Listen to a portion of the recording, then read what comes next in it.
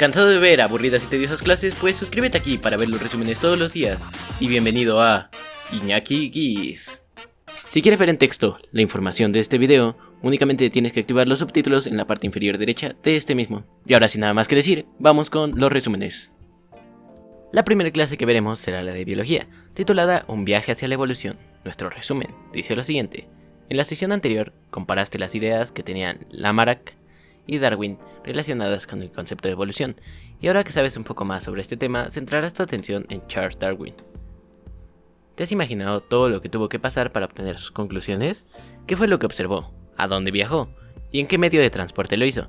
Te invitamos a resolver todas estas incógnitas. El día de hoy conocerás el papel de los viajes de Darwin en las explicaciones de la evolución. Darwin enfocó su trabajo y vida en la explicación de la evolución de las especies. Ahora conocerás un poco más acerca de él y de un increíble viaje que hizo a bordo de un barco llamado el Beagle. Darwin era un joven inquieto, hijo de un reconocido médico que deseaba que siguiera sus pasos, por lo cual ingresó a la Universidad de Edimburgo para estudiar medicina, pero no soportaba ver lo que sucedía en un quirófano, así que dejó la carrera de medicina.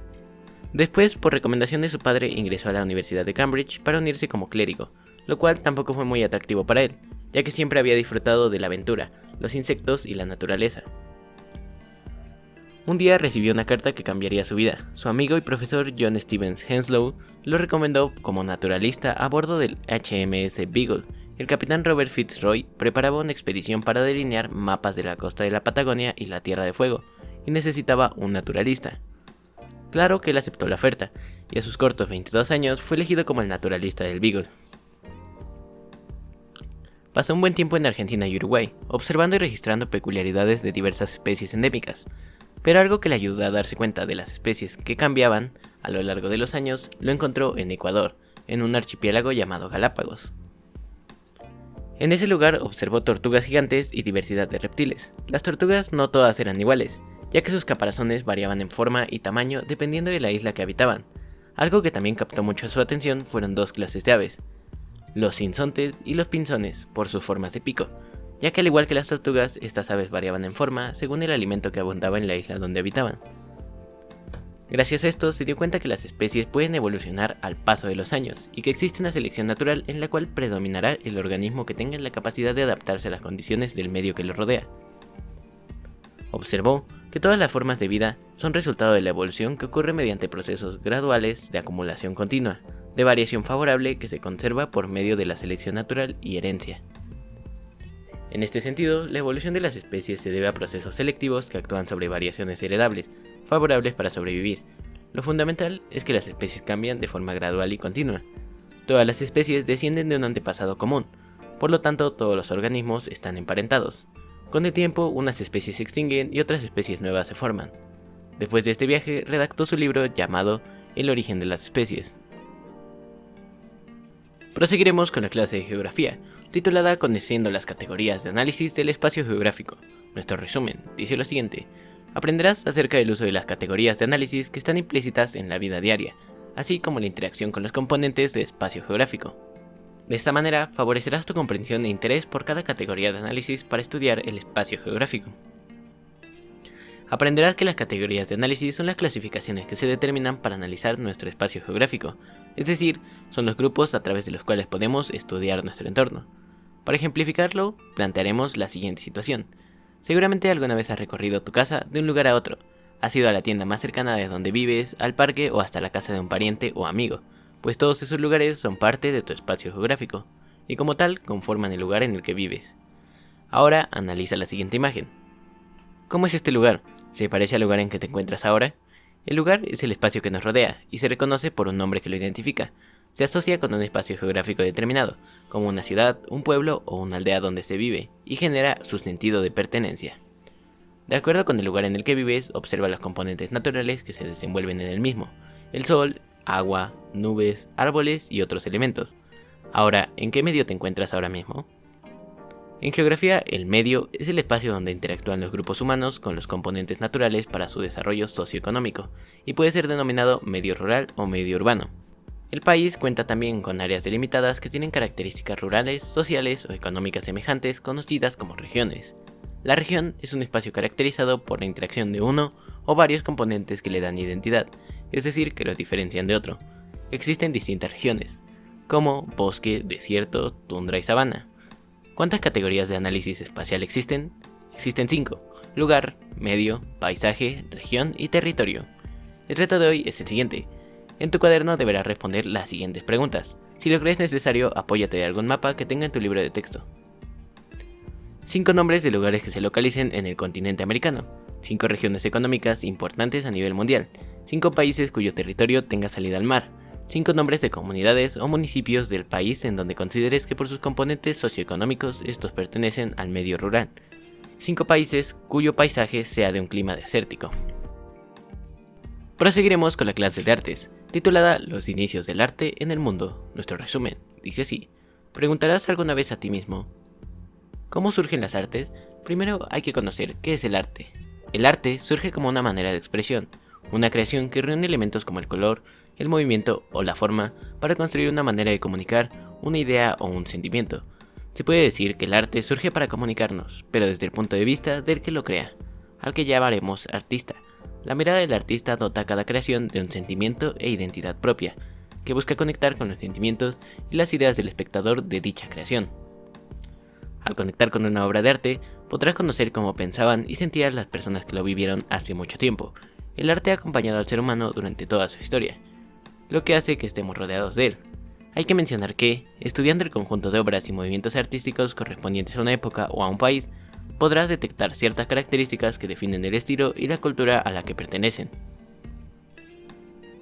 El arte no solo comunica, sino que también le da identidad a la época y a la civilización donde se creó. Para que te quede más claro, las artes se pueden dividir en artes de espacio, artes de tiempo y artes de espacio y de tiempo. Las artes de espacio son estáticas porque se detienen en el tiempo y en el espacio. Son artes visuales y tangibles, es decir, se pueden ver o tocar, como la pintura, la escultura, la arquitectura y la fotografía. También el grabado pertenece a este tipo de arte.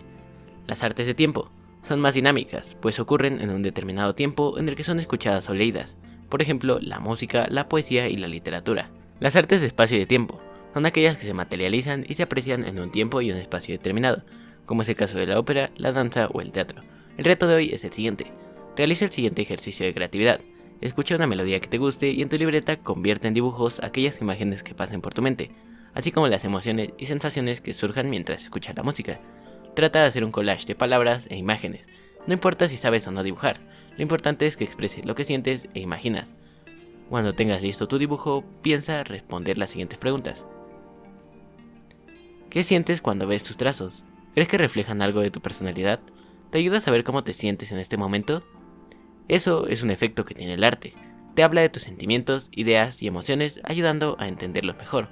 Ahora toma tu dibujo con una mano y observa las líneas que trazaste, los puntos, las formas o la imagen que creaste, y con la otra mano vuelve a trazarlo en el aire, lento, suave, rápido o fuerte. Es como dibujar con las manos y al mismo tiempo bailar, y sin olvidar expresar nuestras emociones e ideas. Como ves, el arte es muy divertido. Si te está gustando el video o te está siendo de utilidad, recuerda que nos puedes apoyar en la tienda de Fortnite o de Epic con el código INAKI1708. Continuaremos con la clase de tecnología, titulada La técnica en la vida cotidiana. Nuestro resumen dice lo siguiente: aprenderás la función de medios técnicos o herramientas y cómo adaptamos su función para satisfacer nuestras necesidades. Identificarás los objetos técnicos que te rodean, se destacará su uso y también la adaptación de otras funciones que le delegamos de acuerdo a las necesidades que tengamos. Seguramente alguna vez has utilizado de forma diferente algún medio técnico que tiene una función específica. En este momento tú estás realizando una adaptación de función, pues le estás dando una función diferente para lo que fue creada. Piensa en las siguientes preguntas. ¿Por qué lo haces? ¿Qué características del medio técnico tiene una función que deseas? ¿Qué tiene que ver el tipo de material con el que se tiene contacto? ¿Y cómo es que lo sabes? Realiza un dibujo del objeto que tengas cerca de ti o de otro que tú prefieras y debajo de él escribe la función para el que fue creado. Ahora a un lado escribe los diferentes usos que le das o que has visto que le dan. ¿Qué implica la técnica? La técnica implica cualquier actividad realizada en la vida diaria que tiene un método o técnica para obtener un resultado. La técnica es un conjunto de procedimientos y recursos de los que sirve una ciencia para adquirir actividades al usarlos y así obtener un provecho. La intervención de la técnica está constituida por una participación intencionada de dos o más personas sobre una situación o problema. Involucra tres aspectos. organización y planteación de actividades, conocimientos y habilidades y medios técnicos, que son las herramientas y el conjunto de acciones ejecutadas por el ser humano de forma individual o en grupo para solucionar una problemática. Una estrategia de solución son planes de acción ordenados y sistemáticos que involucran el uso de herramientas e instrumentos. Con el paso del tiempo, el ser humano adquirió habilidades y con ello dominó diversas técnicas para satisfacer sus propias necesidades. El reto de hoy es el siguiente. Te recomendamos leer el libro 12 cuentos peregrinos del autor Gabriel García Márquez. Uno de esos cuentos se titula La luz es como el agua. Y finiquitaremos el día de hoy con la clase de historia, titulada La Revolución Francesa. Nuestro resumen dice lo siguiente: ubicarás en el tiempo y el espacio las causas que dieron origen a la Revolución Francesa, y cómo este proceso marcó el inicio del fin de la monarquía absoluta y de la sociedad estamental, dando paso a la Edad Moderna. Cabe señalar que el término hombre en la declaración no equivale a varón, sino al género humano en su conjunto, aunque es importante señalar que la lucha por los derechos civiles de las mujeres también inició en esta época. Recordemos la Declaración de los Derechos de la Mujer y de la Ciudadana, escrita por Olympe de Gaulle. No obstante, debieron pasar varias décadas para que la mujer pudiera alcanzar el pleno reconocimiento de sus derechos civiles. ¿Qué es lo primero que viene a tu mente cuando piensas en la Revolución Francesa? Tal vez puedas imaginar una guillotina o levantamientos de la población en contra de la realeza y la aristocracia.